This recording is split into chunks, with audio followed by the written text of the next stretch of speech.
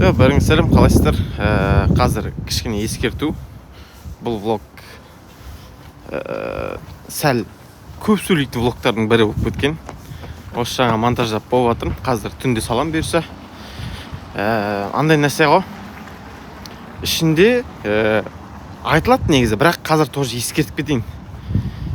Ішінде қызықтан көрі андай көп сөйлеп жүретін, түсіндіріп жүретін моменттерім көп болған. Неге? Өйткені бұл финалдық ойын болғаннан кейін қалай айтса болады, напряженный жүріп мен ұмытып кеткен кездерім болды, үйде түсіре алмаған кездер болды. Жалпы в целом көп жерде түсіре алмаған кездер болды. Соның кесірінен өйстіп жүріп кәдімгі ұзақ сөйлесіп тастаған влогтардың бірі болып тұр. Мен үшін солай көрініп тұр енді. Андай финалдың влогы ғой, финалдан влог қой деп қатты күтіп қалмаңдаршы. Енді түсінесіздер деп ойлаймын. Мен түсініп тұрмын өзімнің ответственностімді, что оны күтіп отқанын влогты ше. Бірақ солай болып қалды. Сол жағында түсінесіздер деп ойлаймын. Солай сәттілік, күшті көрінім болсын. Соңына дейін көріңіздер. Соңында ашылдым. Ашылғанда қалай енді? Бір мені былай түсіндіріп қойған жерлерім болды. В общем, давай кеттік ал, влогты көріңіздер. Бәріңіз сәлемсіздер, мен Ермұрат, бұл влог тарих беттерінде. Бүгінгі влог, жалпы бұл влог жайдарман ойындардың 2025 жылғы финалдық ойындарынан болады. Бұйырса талант қоралы командасымен боламыз. Және достар, в общем, кеттік.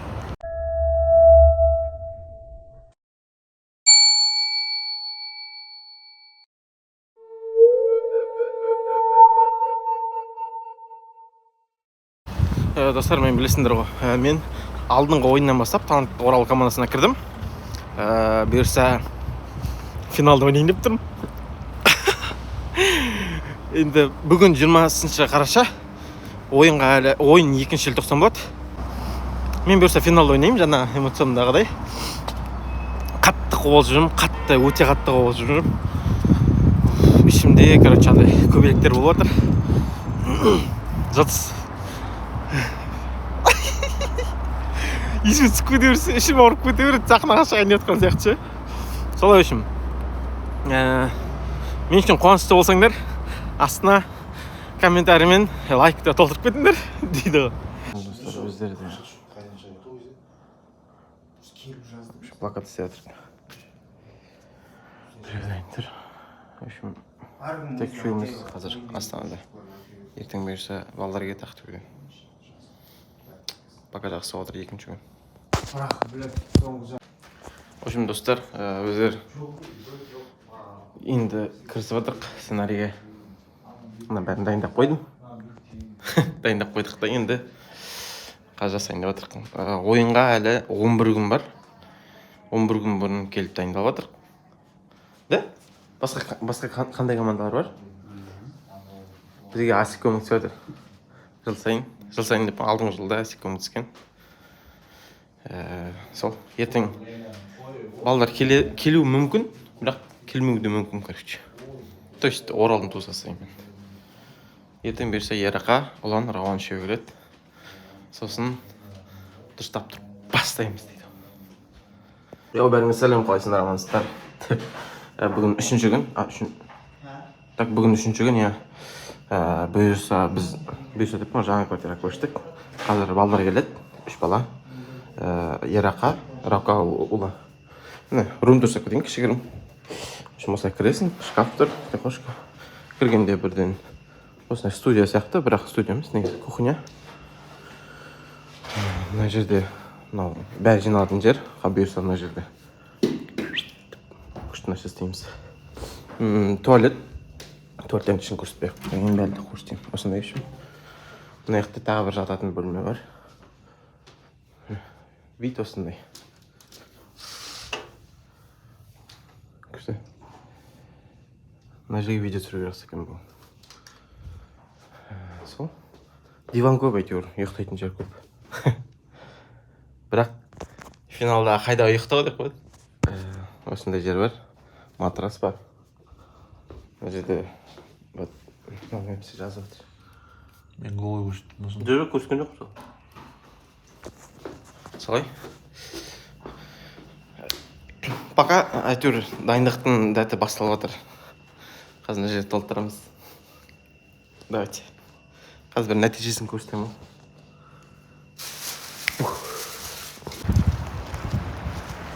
Достар, қалайсыздар? Бүгін уже 4-ші күн. Қазір бөлініп кетіп қалдық. Қазір сәлем түсуге, короче, ана жаққа кетіп қалдық, 3-ке бөлініп. Сол, пока қатты қызық болып отқан жоқ үйде. Енді бұйырса сәл андай редакторға бару сол кезде басталғанда толық түсірмесем, туп үйде жүргеніміз қызық болып отқан жоқ. Солай үшін. Жақсы бәрі. Осылай. Жаңбыр жауып тұр. Жылы, бірақ жаңбыр жауып тұр, короче.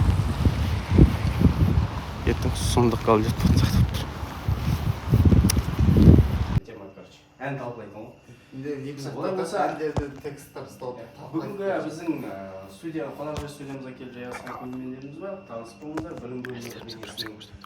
Мынаны қараңыздар. Короче, мынау нұрлы жол ғой, міне. Мына жерден ЛРТ бітеді, соңы точкасы. И мына жерде ЛРТ-ның метросы тұр ғой, міне. Метросы ма? ЛРТ-ның вагондары тұр, міне. Әдемі, е? Мына кобальттың талпасы тұр, мына. Нағып тұр, мына. Прикольно. Алюрдікі ғой дейм, походу. В общем, достар, біздер тамақ алып жүрміз. Раука, ұлы үшеуміз. Бұл дейтін уже нешінші рет, 3-ші ме келіп жатқанымыз.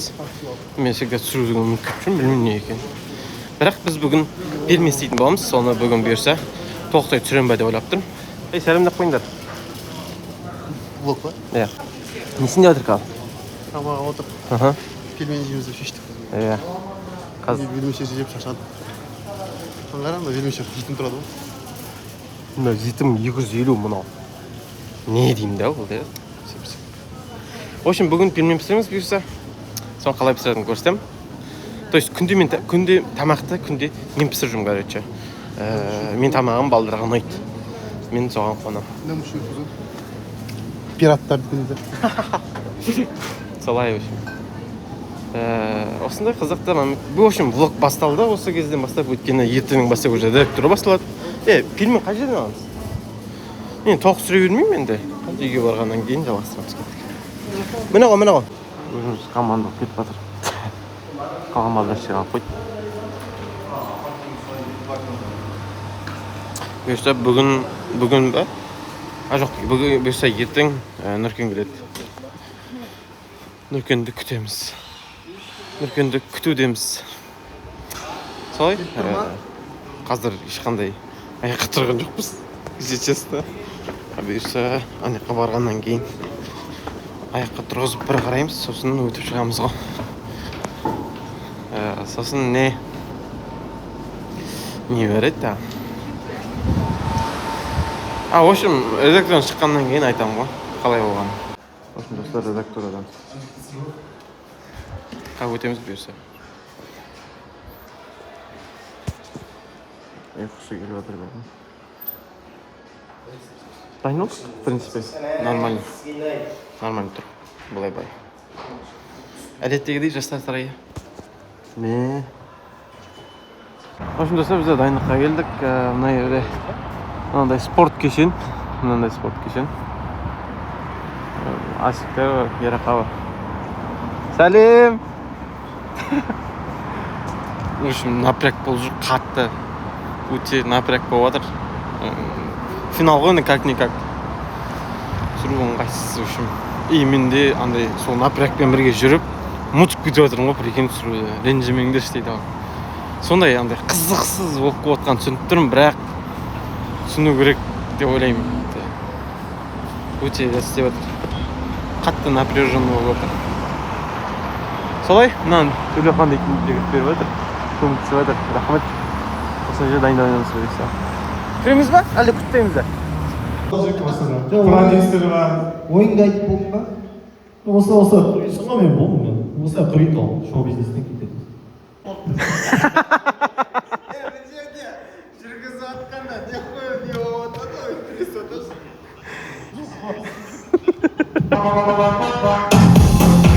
Hoş olsa bir şey de olur. Şu atmosferada. Aslanbek келесі кезеңге дайын. Олай болса қарсаңыздар.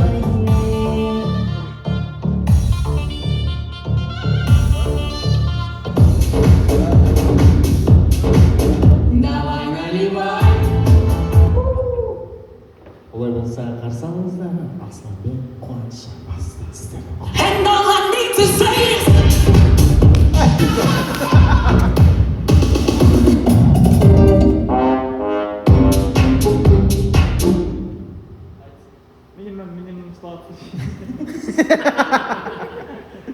Aslanbek abi küresi.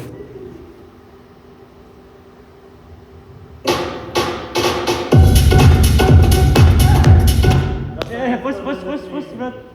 Кім қосылған? Қосы.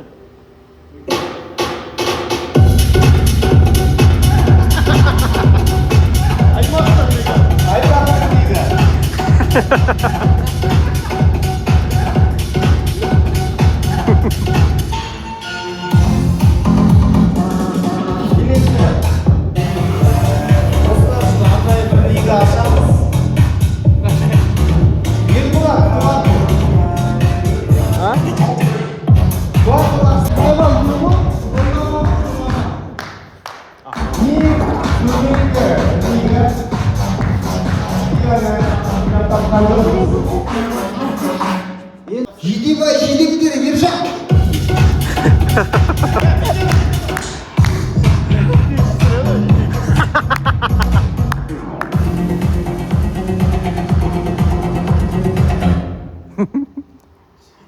Sıqıyt құрамасы, ескендер. Қандай? Sıqıyt.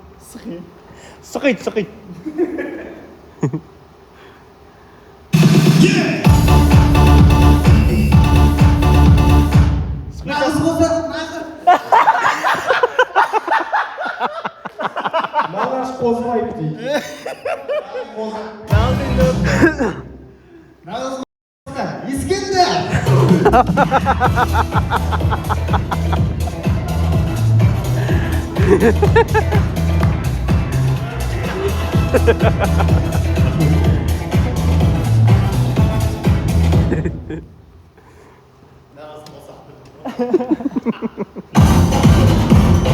Kettik ары қарай.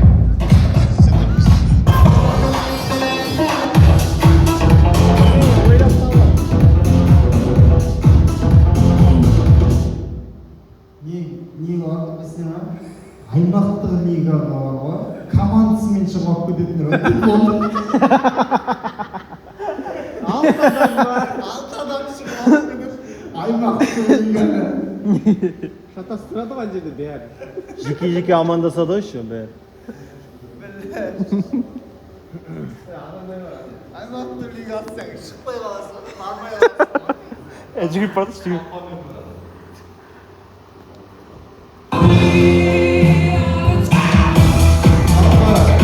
Бұл лига жөнінде айтып өтейін. Осы жылы бірінші рет біздер эксперименталды түрде осы лиганы қолға алып жатырмыз.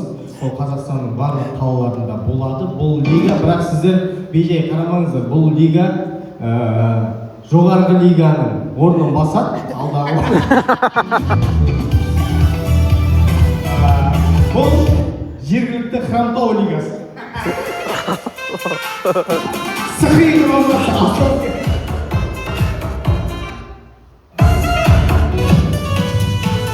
Банду.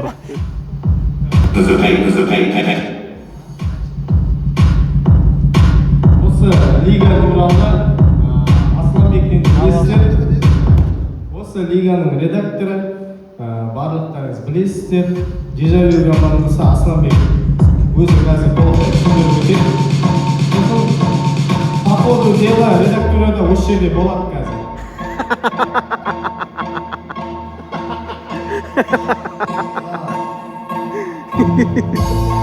Командар, менсінбей отырған сияқтысыз, тронбау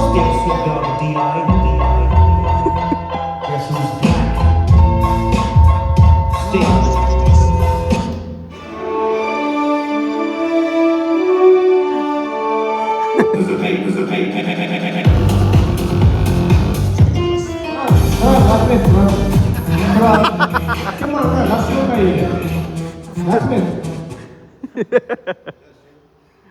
Хромтау дегенге менсінбей жатқан лигаға деген ондай болмасын. Бұл клубында өзінің ерекшелігі бар. Себебі хромтауда тауының басында өтеді бұл лига.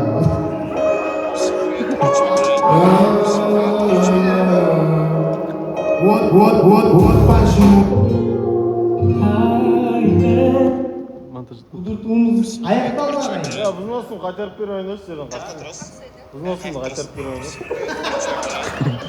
Ұйымдастырылды шамалы көптен қайтармай серьезно. Қанша бердің сен взносқа? 180 алдыңдар ғой бізден. 180? Енді нарқы өзіңсің. 180 бергесін нормально ойнау керек қой. Сен негінен бар. Қандай краңыз бар сен?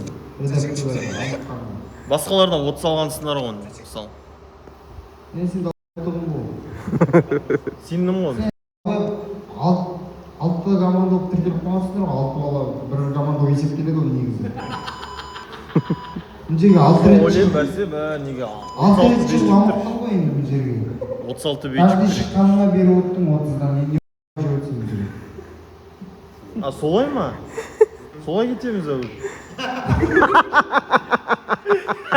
Рахмет, олай болса келесі лига бұл бізде тоже жоғарғы лиганы басатын лига. Оны табыстайтын Ермұрат Квартов. Қошеметпен қарсы алайық. Жоқ, Ермұрат табыстайды. Ермұрат табыстайды.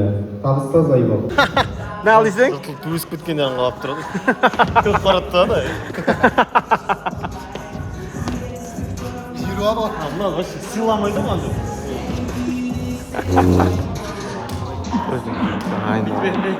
Бүйтеді де жеп алады. Бойда.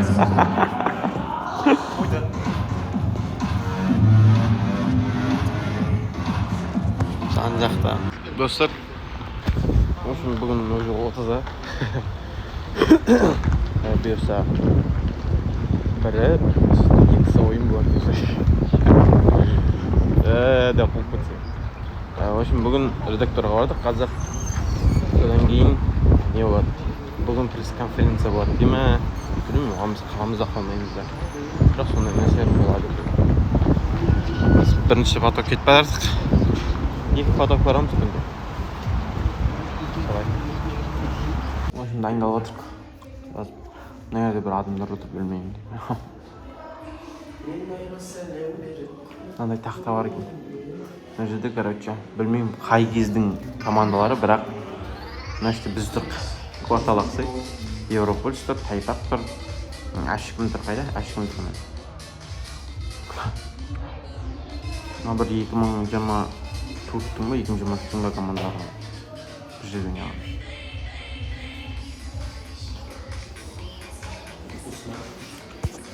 Солай үшім.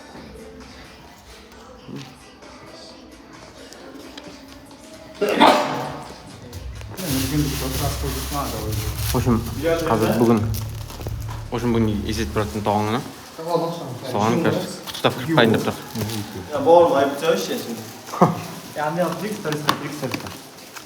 Сұршқа сүріп өтші? Мені пәкет жоқ. Ту ебан ашылмайды ғой. Просто көңіл үшін құттықтайын деп отыр. Да, бана? Көңіл үшін құттықтайын деп отыр. Так бізде ондай жоқ қой. Так біз айқы есептеп жібереміз есеп тұратыннан. Көңіл үшін өзім батыстың бір очкалары ғой. Біз істемесек кім істейді сондай оймен ғой. Конечно. Братанның айқайын естемей жүрген балалар. Үйге қалай қалай болсақ? Қоғасынан пиздеспес па? Күйдір болса. Реклама қосып көтпесін. Музыка дайындап жатырмын. С днем рождения, братуха.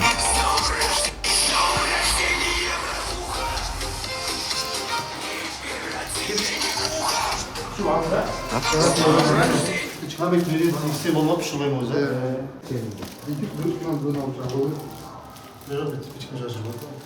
Музыка дайын ба? Жазуыңыздың реклама қосып көтпесін. Қойып көтші?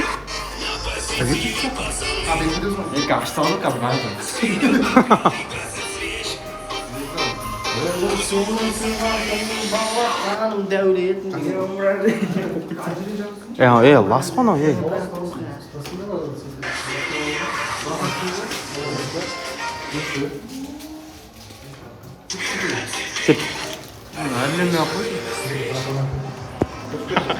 кіріп барамыз қазір. Не дейсің? Не ал дейсің? Міне, Есенеліктің кабинеті. Жан иммерсивті театрдың кабинеті, Райдерман кабинеті. Осындай заттар өтеді.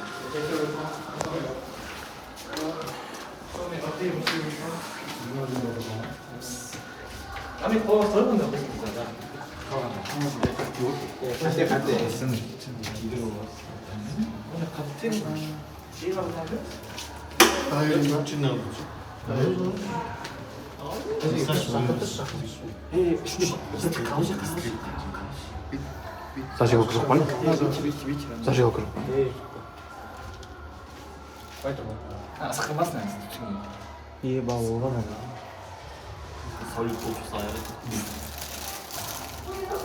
Қытай бит көтеріп тұршы Қытай. Зажигалка жоқ па? Жоқ па, не спичка? Бар, спичка.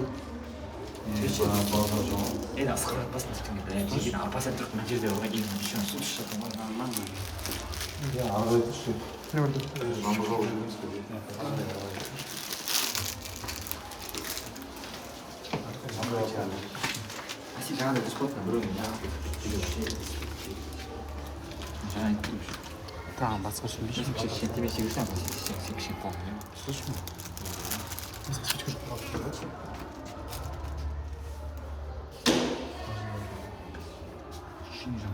Mesajı bulmak. Kişi tiz basın.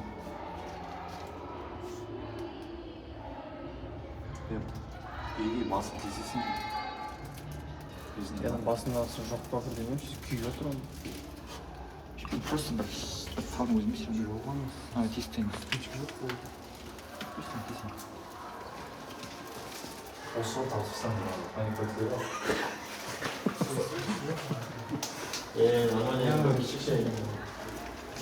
Спичка жоқ па деп қойсам, алған бар. Жағылмай жатыр. Зажигалка жоқ па не ешкімде?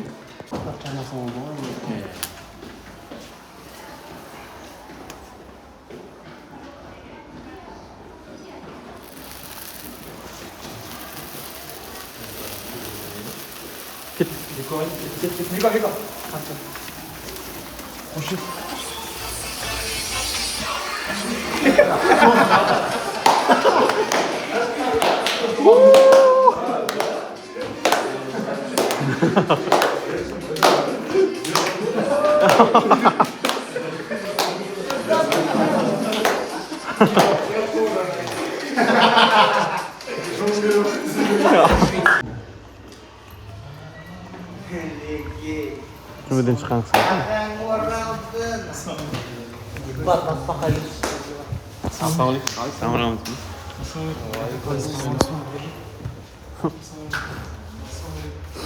Мекен ошына келеді, бұғын отызы. Кім келесің?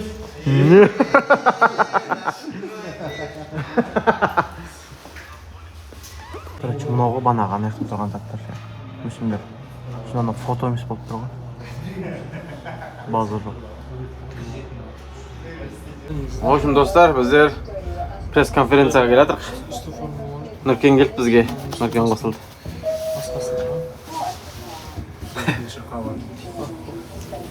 Жауап айтпады. Осыны жерге келдік. Короче, мынау дейтін Пауль ма, Рауль ма, короче, бір ресторан бар, кофейня. Соның зәтін ұқсайды екен. Панорамичный. Финал 2020 пресс-конференция. Бұл жерде жүріп, журналистер отырады. Мынау кубок, короче. Мынау осы жылғы кубок. Тізбірін көріп тұрық. Сұмдық та? Нән екен. В общем, осылай. Әдемі. Азаматтардың. Осындай ішік екен. В общем, жасалып отыр. Жүр, есін аға бар мына. В общем, қазір түсірілім болады кәдімгідей. Мына камера бар. Просто телефон зәтекке тұр. Сол үшін шығара алмай отырмыз.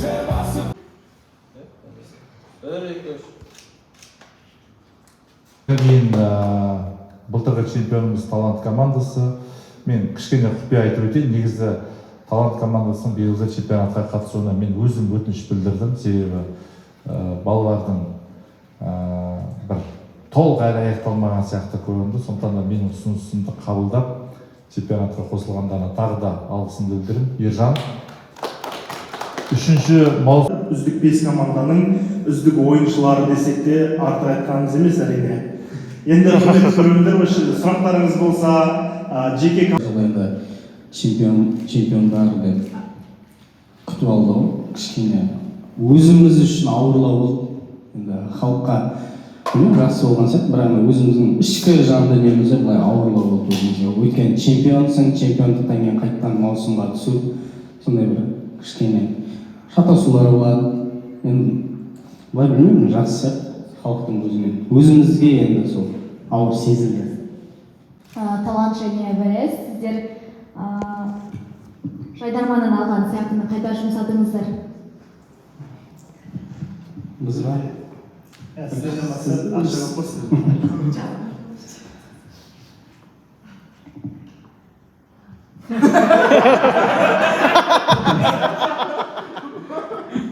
Өзіміз бұл жерде айтады. Қайсысы ол? Былтыр жылы ма? Былтыр жылы кететін жеріне кетті ғой өзі. Ашық айту керек па еді? Ашық Эверест командасы бір жаңа жоба ұсынды. Бізде команданың сыртынан мындай бір қызық болды. Өткенде ұрышы берсін. Қандай сұрақ болды? Екінші рет маусымға чемпион ретінде түсіп, екінші рет чемпион болып, тарих жазу қалай жалпы? Енді сол үшін кірдік қой маусымға. Чемпион, жеке дара чемпион болғымыз келді. Соған еңбектендік, соған тер төктік. Енді ертеңгі финалда да мақсатымыз сол. Қалған енді өзіміздің қолымыздан келген жасаймыз, қалғанын бұйырғаны. О, үшін достар, міне біз пирамидаға келдік. Бірінші болып келіп алдық. Жаңа банерімізді қарап алдық. Банеріміз өте әдемі тұр.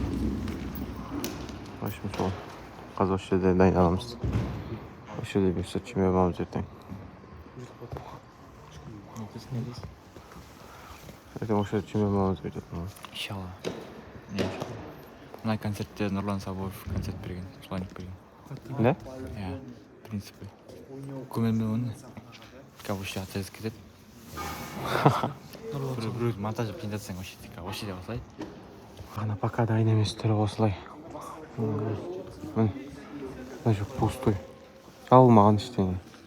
Мындан бәрін құралып бүйтіп жауып, бүйтіп аяқтарын жауып, беттарды бүйтіп. Бұйырса осы жерде ғой. Міне. Енді бұйырса чемпион болып тұрса қолды ғой. Иншалла. Достар, әні қараңдар. Мына біздің банер. Осыны сахнадан құрап отқанда бірге істеп отыр, короче. Айтты істеп отыр ғой. Асығыр. Мазыр. Мына біздің банер істеп берсе эфирде көресіңдер.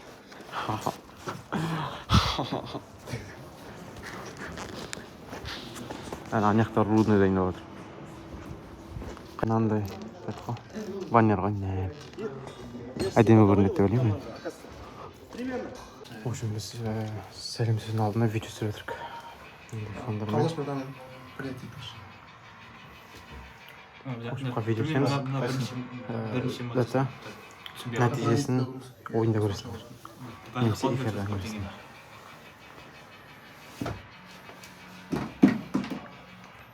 Сағат қазір 3:05 кетті. 3:05 кетті. Бүгін бізге ұйқы жоқ почти. Кезек айтпаса бөліп жіберіп аламыз да, или бітіп жіберіп па? Бітіп? Фон жасап отырмын қолмен.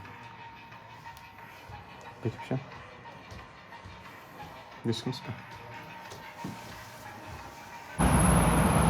Бәріңіз сәлем, қалайсыңдар? Бүгін финал. Бүгін 2 желтоқсан. Астана. Тұман болып тұр. Таңғы 7:40. Вышкім финалы. 10 жылдан кейін 13 жыл бұрын осы жерде армандап жүрген жер. Қазір сол финалға шығып тұрмын. Сол финалда ойнайын деп тұрмын бұйырса. Талант Орал құрамасында. Өйтіп неге ашылып отырмын мен?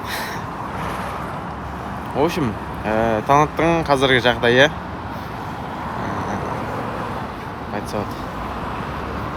Қазіргі команданың жағдайы, қазіргі материал бойынша жағдайымыз в принципе нормально. Барлығы сәлемдесу, домашка, капитанская айқа тұрды, разминка былай-былай болады. Енді берсе қазір таңмен барып сояқта жүреміз. Если честно, үйде андай түсіру ыңғайсыз, былай тұрсын, вообще ұмытып кетіп отырмын. Вообще ондай емес, короче. Влогты ойлап жүретіндей болып тұрған жоқпын. Мен мына ойынды түсірмей қалам ба деп қорқып тұрмын ше. Қазір арт жағықты ше. Бірақ барымша ұмытпауға тырысам. Өйткені дәл қазірдің өзі мен қатты ойындап тұрмын. В принципе, болады түсіруге, просто ұмытып кетемін деп тұрмын, ойынмен жүріп. Жақындаған сайын қобалжу өте қатты болады. Солай, бұйырса күн басталды, қазір үйге барып балдап қоятам. Содан кейін уже пирамидаға шығамыз, күні бойы сол жақта жүреміз. Солай.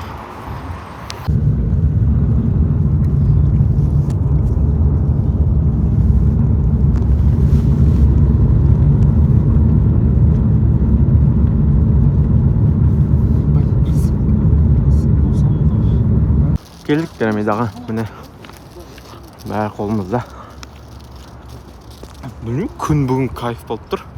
Андай бұлтты болып тұрғанмен жып-жылы күн дейді. Солай үшін. Қазір бүгінгі бірінші дектор ойып кетіміз. Солай, қазір бірінші өтеміз, походу. Басқа командалар жоқ сияқты пока.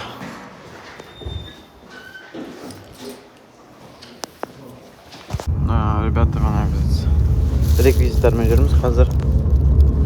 Бұл екеуміз бөлек шығып кеттік. Раука мен Нұркен бөлек кетіп қалды. В общем, реквизиттар жан-жақтан іздеп қайтып бара жатырмыз қазір бұйырса. Так. Сол пока қапылыс болып отыр әлі. До конца қапылыс болады ойынға шейін. Сол реттеліп отыр әлі пока. Кешеге жібермедім бе? Сосын кеше қыздарға кетіп қыздарға? Жоқ, қыздардың бөліп аттар кетіп сол қалса орнынан шықты. Қыздарға не? Аттар кетіп. Оны ән қожа. Қыздарға не аттар кетіп. Өш тоқтат сондай кетсең бар. Керек емес мен жанарға бару керек бұл. Жанарға барамыз. Жанардың соңғы бір 40-қа барамын ол. Или мақта чүйінге барамын. В общем, қазір қар болады, сосын. Біз оны үйге мұсық құсап кіре салғанша. Қожаның сеніміз олды, байқау жеп қойсын. Өзіміз бар. Рамдағымыз ойып жақсы болды, сол бір жағынан ғой. Жанар, үші біздің жаққа айналып кетейік. Онда не істейміз? Үші біздің жаққа барып кетейік. Онда не істейміз? Ол сені Ақботауға апарады, абыройын ақтармаш. Жанар, айтшы. Антастан қызғанба көріп қой. Антасты бұдан қорғау көріп қой қайтамын. Қарашы, мақпасен ғой. Қожа, мен антастан қызғанбай ақ қой. Ол маған мен жақындамын. Неге? Алдына мектепте, ол мен басын мектеп жүрді, мектеп жанына апарында башына қойып қойып, разнораз қойып. Башына шақырдым да қойып жібердім. Разнораз шақырдым да қойып жібердім. Жақсы онда. Кеттім Қошауға. Жанасына айттым ғой, жігіттен амандасып қойды. Жанар ма? Алла шықпасын бешін. Шашты қолға. орыс апалар ғой пайыптар ғой ол шықпасын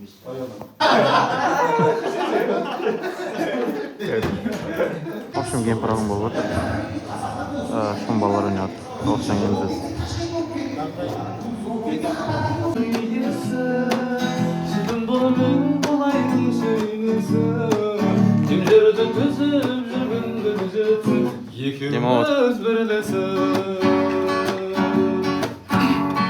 Ақ кемедейсің жүзіп жүрген көк теңіздегі.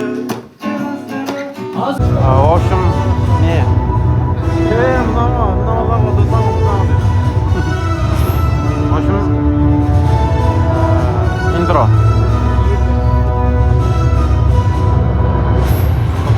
Дальше прикол тұра қоя берсең тік жайдараны бе сол қоя берсең Әдемі.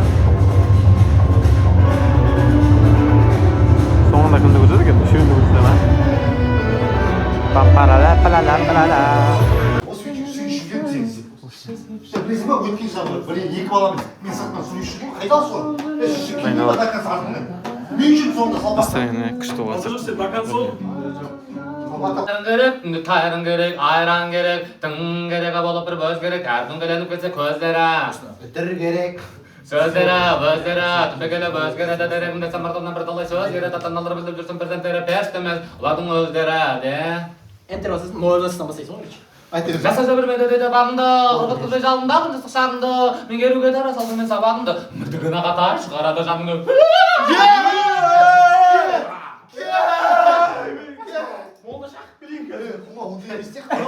өзі ән қосылай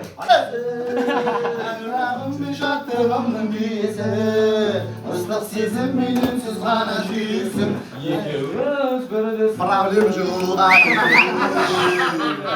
Аро, жаңай, қошеметтер. братан естіп кеттіңдер сендер маған кедергі саласың мен жанарға келіп соңғы сөзімді айтып алдым мына жерде айта берші өзіміз демалып тұр жерде ана білесің бе былтырғы жылы сен немен қосып тағы бір екі жігітпен жүресің қайда сол жігіттер шеше келмей ма сонда дейсің Онда екеуі бірге тұрамыз дейді ғой. Тым дұрыс жоқ қалайшы менің да ана. Онда екеуі бірге тұрамыз кеттің мен шықтыста кеттің ауылға деген екеуі қалды. В общем, достар, мен басым осындай болып тұр. Гримнен шыққан түрім осы. В общем, достар, мына жақта разогрев жүріп жатыр. В общем, Қарадалияға дайындалып тұрмыз. Өте андай жат болып жатыр.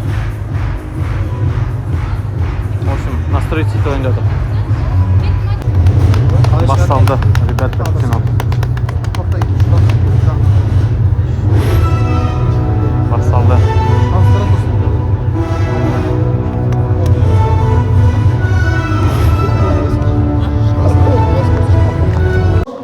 В общем, ребята, ойын басталып кетті. Ақбұлақ ойнап отыр қазір. Сол, қазір біз екінші ойнаймыз. Бәрі дайындап жатыр. В общем, достар, сәлімді сол ойнап шықтық. Өте поворот болып кетті, честно. Енді сырт көзге көрінбеген болар, бірақ өте headset еще істемей қалыпты микробраттың. В общем, қатты андай адреналин болып шықтық. Солай. Мына жақта қазір рудный ойнап жатыр. Әлі басы ғой. Қанша ашылып тұрса да түсіру керек болып тұр. Осындай шығады қазір.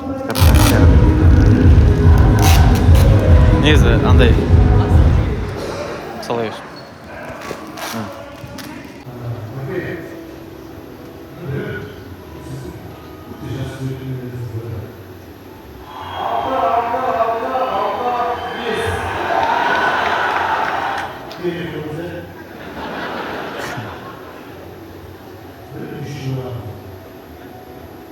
Шық.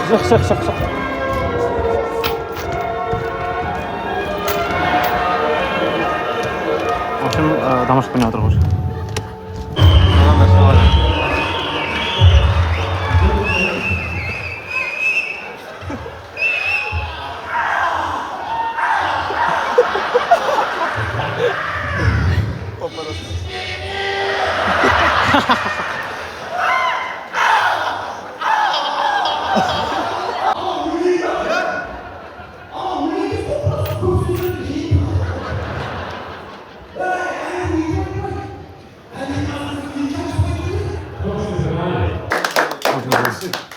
Ал құдай қаласа чемпион болыңыздар. Кетіп жатсыз ба, братан?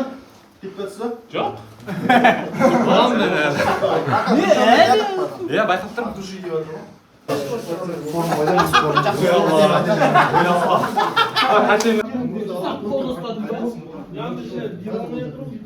бірақ қимылдап жатсың ба? Тишин ауып қалды, неге тишин ауып қалды? Неге ұрып жібердің деп айтпай жатыр деп тұрмын, ұмытып қалды ма деп. Сахнада ұмытып қалды ма деп.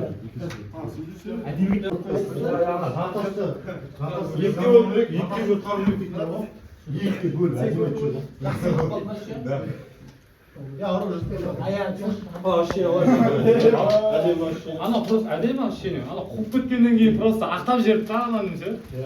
Қуып кеткеннен кейін мынаны құтқару керек қой. Дәл осы әңгімені В общем, достар, қазіргі ребята, біз қазіргі сәтте, короче, андай болып тұрық. Қазіргі полный 3 сайыс бойынша, короче, бірінші орында тұрық. 0-2 отрывпен алда тұрмыз. В общем, солай. Сол. Қазір бірінші орында тұрық, Аллаға шүкір. Енді қазір дамыршқадан кейін барлығы шешіледі. Короче, достар, бір ойын бітті. То есть, бір ойын деппін ғой. Бізден кейінгі Эверест аяқтады. Қазір Рудный ойнайды. Шум, Рудный, сосын Ақбұлақ, короче. В общем, қазіргі жағдай. Жаңа айтқанымдай, бәріміздің көңіл күйіміз, в принципе, бір қалыпты. Әдемі болып тұр, короче. В общем, мына жақта мына құмбалар ойнап жатыр, мына жақта медальдерді дайындап жатыр. Солай.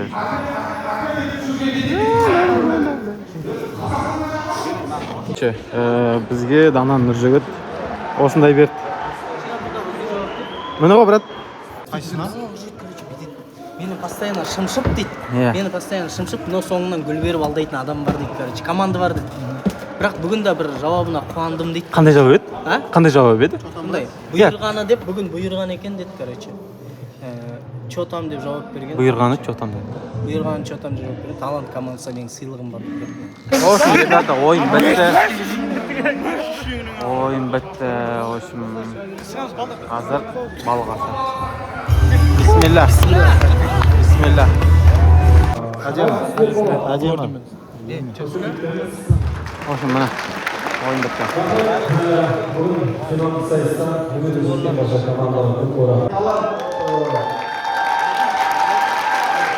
Менің сүйікті командалардың бірі. Былайша айтқанда, Жайдарман тарихында бір артық сөзі жоқ. Қай ойын болсын, еркекше бас дейін, чемпион болса чемпионды құттықтап, жеңген болса жеңілген командалар қолдап кетеді. Еркекше артық сөзі жоқ командалардың бірі талант болады. Бұл команданың қандай қиын тапқан болғандар емес, әлеуметтік желіде отырған болсаңыздар, демеушісіз қалып кетті, бірақ демеушімен бірге әзіл жасау өте қиын, оңайға соқпайды, бірақ ол атмасы емес десе де, үй тапсырмасына тиянақты дайындалып келіп, жақсы фишка болды. Ерекше үй тапсырмасында Елжан мен Нұрболға рахмет. Елжан, Нұрбол, қайдасыздар? Ой, қайырлысы, молодцы. Кәдімгідей сыбашқа жүреді. Бірақ шынымен ағалары болып, үйлерін қолдап келіп жатқан жаңағыда рахмет. Елжан мен Нұрболға кәдімгідей басқа.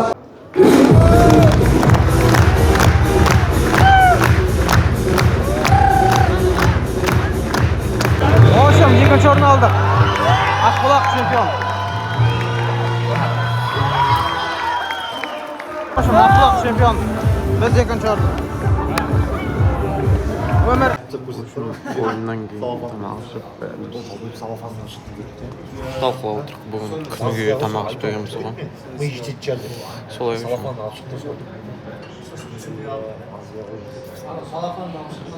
Я сонымен айтпадым, бұл естетін шығар деп. Не істейміз деп бұл? Салфанмен алып сирақты. 12 сағаттан үшім 6-да оян, 6-да тұрғаннан дәл ұқтанып сұғыр. Мінекей вице-чемпиондар болып балдар қолдап келіп жатыр. Мына мужской солидарность дейіп тамақ ішіп жатырық. Күні бойы тамақтың жазасын беріп келіп жатырық.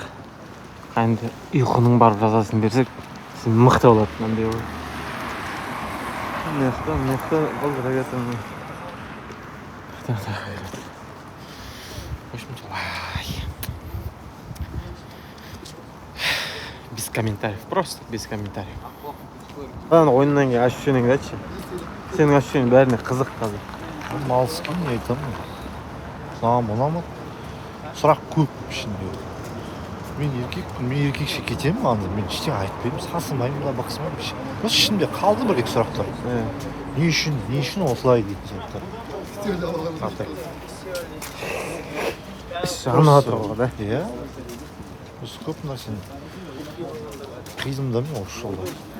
Осы еңбегімді құрмай қалып отырмын. Білмеймін. Солай. Осылай болып отыр. Шатыр тайып жатыр.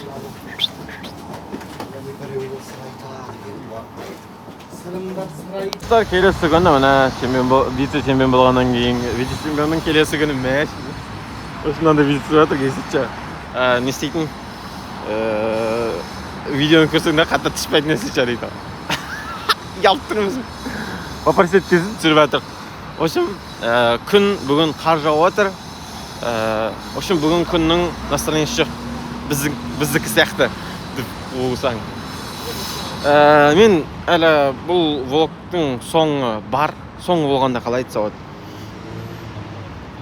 В общем, соңында бір жақсы ұзақ әңгіме айтқым келіп тұр. Солай. Қазір үйге барасың, үйдің состояниесін көрсетемін. То есть үйдегі атмосфераны ше. Солай. Не істейтін? Ондай қатты емес негізі. Бірақ мен эмоциямды негізі жинадым деп ойлаймын. И барлық эмоциямды жинап, толық жинаған жоқпын әлі. Жинап барып, сосын барып, дұрыстап өзінің ойындағын бәрін айтамын. Солай. Сол жерде шешім қабылданады. Қандай шешімдер қабылданатынын сол жерде айтатын болам. Соңына дейін көріңіздер, так что. Финал жайлы ойыңды айтшы. Тамаша үйге бардым. Қарным ашып тұр. Сол. Болды ма? Финал ма? Финал күшті болды. Күшті болған сияқты. Білмеймін, өзіме ұнады. Өзімізден көз көрген нәрсен дейді. Да, баса айтайшы. Айтамын, тамақшы отыр, айтамын үшім. Негізі Ақбұлақ сүйіктік аманан ғой да, по идее. Менің Ақбұлақ сүйіктік аман. Олар үшін да қуаныштымын. Қазір просто серьезно алып тұрғаным қарланышым. В общем, достар, мына финалдан кейін, в общем, мынау алдындағы зат қой, который жасағанымыз ше. Солай жазылды, короче. Видеосын жүріміз бәріміз. Ой, аняқты. Шашылып жатыр. Мынандай бар айтпақшы бізде. Кеше қолдап келген. Мә. Луназ жасағаннан. Сценарий авторлары. Түсіре салған жоқпын. Міне, мынау екінші орынның дәті. Екінші орын несі?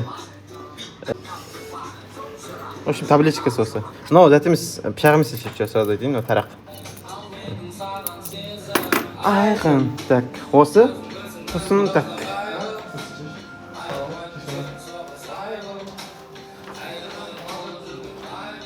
Бол мен.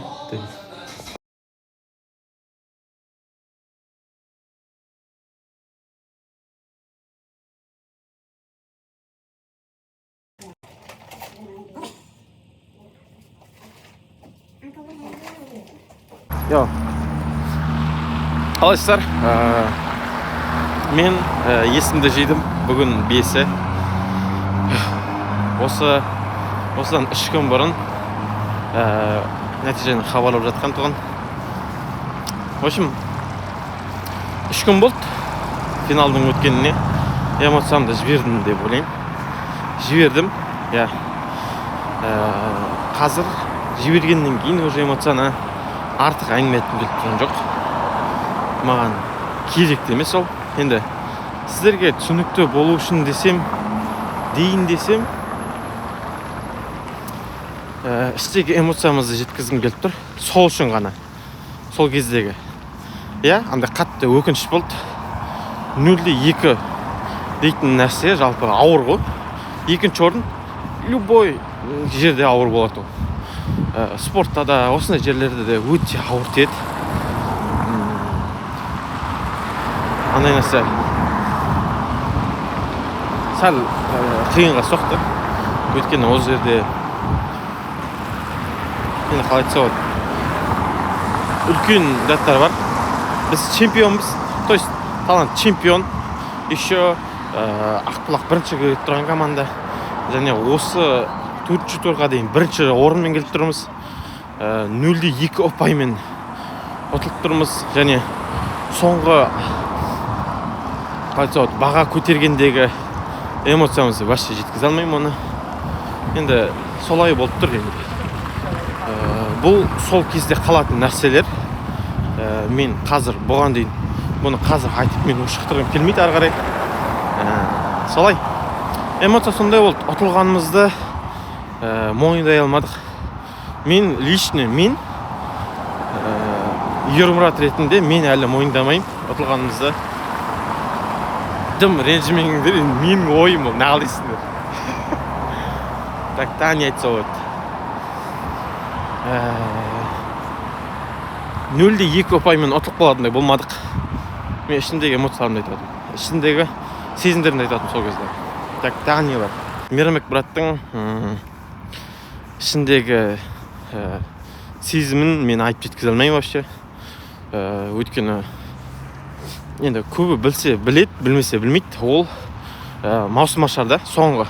В общем, қоштасуда айтқан сол нәрселерден бүйтіп қарасаңыздар, ол өте үлкен обидный нәрсе болды. Білмеймін енді. Солай ойым бітті, в общем. Бірақ Талант Орал чемпион болып қалады тарихта. Солай болды. Ол өзгертілмейтін тарих. Негізі тарих беттерінде, Жайдарманның тарих беттерінде 2 дүркін чемпион болғымыз келіп еді. Солай. Насыл еріп қалдым. Қазір мен аса адам. Ой, кеттік. Мына бір момент бар, что барлығы, то есть мен тұрып жоғары лиганың затына шығып кеткенімді көбі түсінбей қалды енді. Полуфиналдан бастап Талантқа ойнап кеттім. Оны бұйырса фестивальде, енді фестивальдік ойында, қоштасу ойында бұйырса Мико братпен екеуміз отырып айтып берерім, сол кезде түсіндіріп ше. Қалай болғанын қазір мен айтсам, білмеймін, бір түрлі болатын сияқты. В общем, оны толық түсіндіріп айтып кетерім сол кезде бұйырса ше. Если кімге қызық, мен бірақ оны бәрібір айтып кетемін осы блогта. Негізі андай етіп айтады, типа, сен тез жетіп алдың ғой, вышкаға анау мынау деген сияқты. Бірақ мен өзім олай ойламаймын да. Енді вышкада ұзақ уақыт ойнамасам да, бірақ осы КВН дейтін, Жайдарман дейтін нәрсеге 11 жылымды жай ғана арнап тастағам. Қатты үлкен нәтижелер болмаса да, осы соңғы үлкен нәтижем деп ойлаймын. Вице-чемпионство. Соңғы болғанда енді соңғы жетістіктерінен деп жатырмын. Солай. Ең қызығы андай нәрсе болып тұр. Мен осы жылдың басында андай мақсаттарым жазғам ғой. Сол мақсаттардың ішінде андай нәрсе бар да. Типа жоғары лиганың финалына, жоғары лигада ойнау және жоғары лиганың финалына шығу деген. Мен білмеймін оны қалай орындалатынын вообще мүлдем елестетпедім, бірақ солай жазып қойғам. Чемпион болу деп жазып аптым да осы жерге. В общем, солай. Оны неге айттым? Просто мысли материализация дейм ба, материализируется. Солай, вице-чемпионство болды. Нәтижем осы 11 жылдағы нәтижем. Ол үшін Талант құрамасына үлкен алғыс. Мегобратқа, Ерақаға, балдарға, егіздерге, Нұркенге, әскер братқа, бұрын талантта ойнап кеткен ағаларға, бәріне үлкен алғыс. Енді сол осы жерден білмеймін, енді негізі Жайдармандағы карьерамды қойып кеттім деп ойлап жүрген ғой. Бірақ осындай мүмкіндік болғаннан кейін неге қайта ойнамасқа деген, ол қойып кеткенде өзінен басқа ешкім білген жоқ негізі. Осы жолы енді барлығыңыз білетін болсыздар. Осымен скорее карьерам, то есть Жайдармандағы карьерам осымен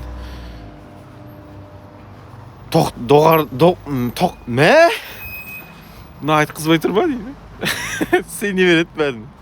Тоқтайды ғой деп ойлаймын енді осы жерден. Бұйырса фестивальда, маусым ашарда, сол кезде қызық болады. Сол кездің бұйырса ол маусым ашарда андай қатты ойын болмайтын болар деп ойлаймын. Өйткені қоштасу маусым болғаннан кейін, қоштасу ойыны болғаннан кейін андай қатты напряг болмайды. И сол кезде осы финалдың влогының ақысын сол маусым ашарда бұйырса берермін. Уәде күшті андай GoPro мен бұйырса сонымен түсірем бұйырса. Солай. Не айтып оғады дағы? Білмеймін енді, бәрін айттым деп ойлаймын. Барлығын құттықтаймын, барлығын солай енді құттықтаймын бәрін. Андай ғой, Ақбұлақ командасын құттықтаймын чемпиондығымен. Өте жақсы ойын, өте жақсы көрсеткіш қой.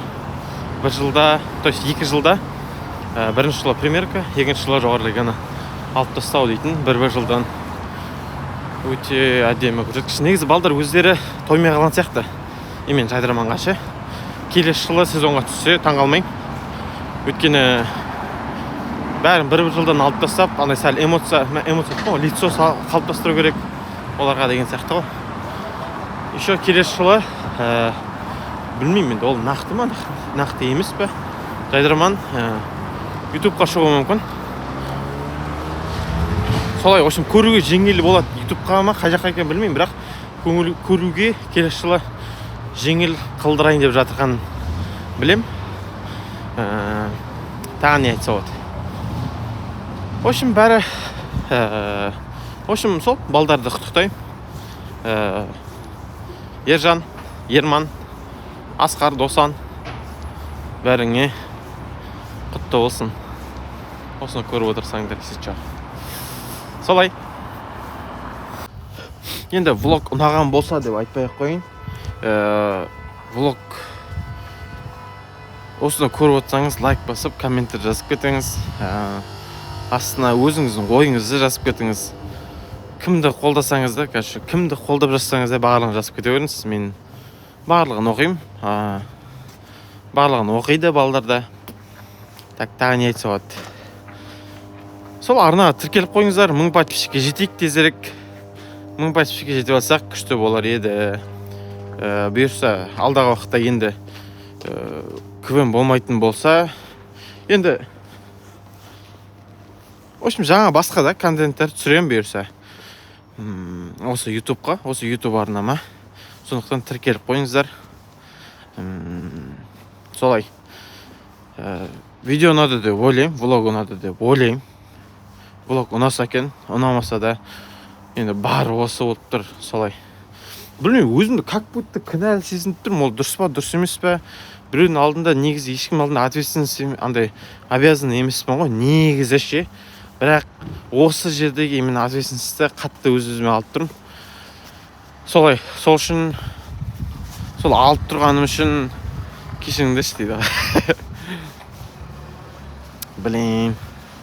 Аждан рәнс болып қалды негізді. Солай. Андай сұрақтар бар. Если чо, андай сұрақтарыңызды қойып кетуіңізге болады. Талантқа қатысты ары қарай не істейді деген сияқты сұрақтарыңызды осы жерге жазып кетіңіздер бұйырса ше. Сұрақтарыңызды осы жерге қойып кетуіңізге болады, сондай сұрақтарыңызды. бұйырса алдағы влогтарда жауап берерміз. Сол айтпақшы, мен Оралдың ойындарында әзірше болмайым. Мүмкін финалдық ойында болатын барым. Ертең бұйырса жетісі, то есть уже бүгін Оралда 1-2 финалдық ойындар болып отыр. Мен ол жақта әзірше бола алмаймын, өйткені мен Астанада жүрмін. Солай. Бұйырса финалда ойынға барып атсам, міндетті түрде түсіремін. Жақсы. Баканте. Сол сіздермен бірге болған Ермұрат. Бұл тарих беттерінде влог.